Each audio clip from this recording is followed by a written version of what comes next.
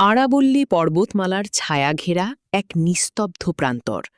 সেখানে পাথুরে পাহাড়ের ঢালে কঙ্কালের মতো দাঁড়িয়ে আছে এক প্রাচীন দুর্গনগরী, ভানগড়।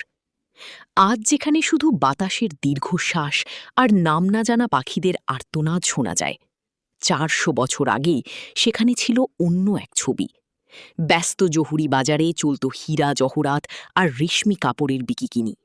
মন্দিরে বাজত সন্ধ্যারতির ঘণ্টা, আর প্রাসাদের অলিন্দে অলিন্দে শোনা যেত নর্তকীদের পায়ের নূপুর ধ্বনি।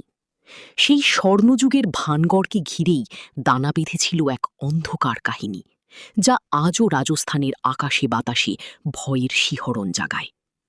গল্পের শুরু রাজকুমারী রত্নাবতীকে নিয়ে। তাঁর রূপের জৌলুস ছিল যেন পূর্ণিমার চাঁদের মতো স্নিগ্ধ। প্রাসাদের উঁচু গবাক্ষ দিয়ে যখন তিনি নিচের উপত্যকার দিকে তাকাতেন, তখন মুগ্ধ হয়ে চেয়ে থাকত প্রজারাও। কিন্তু সেই রূপই কাল হয়ে দাঁড়াল। নগরীর শেষ প্রান্তে এক নির্জন কুটিরে বাস করত সিন্ধিয়া নামক এক তান্ত্রিক। কালা জাদুর অন্ধকার জগতে তার অবাধ বিচরণ। রাজকুমারীর লাবণ্য দেখে সিন্ধিয়া হিতাহিত জ্ঞান হারিয়ে ফেলল। সে জানত মন্ত্রশক্তি ছাড়া রাজকুমারীকে পাওয়া অসম্ভব।